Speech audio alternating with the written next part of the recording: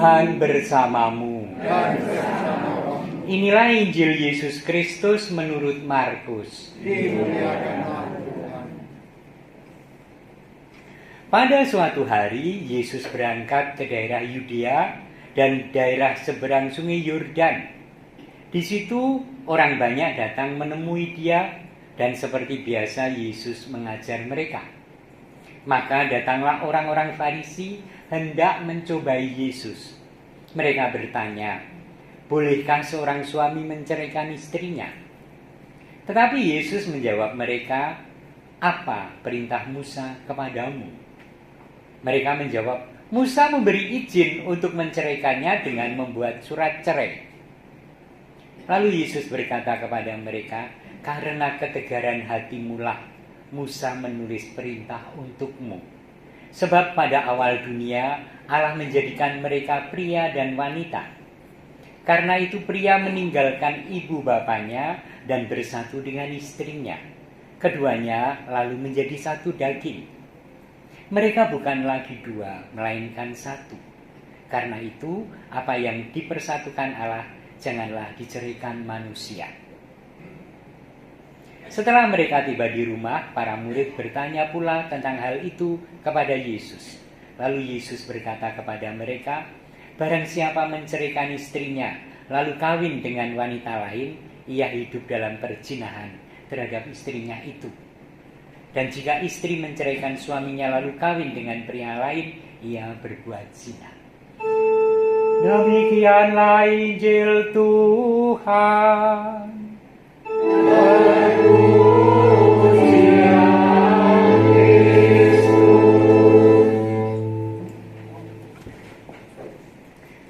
Ada ungkapan Latin itu hic et nunc.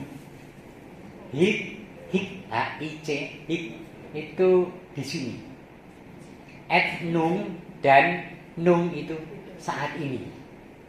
Jadi hidup kita itu kan di sini dan saat ini, ya kan? Bukan kemarin dengan segala memori seindah apapun. Bukan masa depan yang belum tentu kita raih. Dan di sini bukan di tempat lain. Apakah memang begitu? Kayaknya enggak deh. Ketika kita datang ke gereja, kemudian apa yang kita lamunkan selama misa? Lamunkan.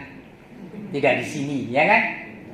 Ketika kita sedang makan di sate di Pamularse, kemudian kita asik cerita bahwa sate yang di Kota Lama lebih enak.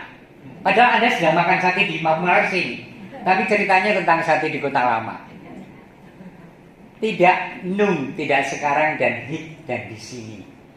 Nah, saudari-saudara, derita, gerutu, tidak puas dengan situasi, diantaranya adalah ketika kita tidak hidup hic et nunc. Ketika Anda mau mengambil pilihan pasangan hidup, kemudian ada andai kata aku dulu dengan pacarku yang dulu, kok andai kata anaknya wis papat ya kan? Aku juga andai kata aku dulu bukan projo tapi Yesus, mungkin aku sudah kemana-mana. Andai kata aku itu projo sudah 30 tahun. Tidak hic et nunc. Dan kemudian muncullah ketidakpuasan akan situasi, ketidakikhlasan akan keputusan dan akan komitmen. Katakanlah, Anda dijiat-jiat, tahu dijiat-jiat oleh Dewan Paroki, oleh Romo Paroki supaya membantu di rumah tangga paroki. Dan Anda mengatakan akhirnya dengan situasi apapun Anda mengatakan oke, saya mau, dan kemudian dilantik. Kemudian tidak melakukan apa-apa karena menggerutu. Aku bilang jane kepeksa. Loh kepeksa kok gelem? Wong dilantik ya mau kok. Kok terus tidak melakukan sesuatu yang terbaik untuk di sini dan saat ini. Dan hari ini Santo Yakobus mengingatkan pada kita hic et nunc itu, supaya ketika mengalami saat ini dan di sini, rasakanlah itu sebagai syukur sukacita dan lakukan dengan ikhlas hati.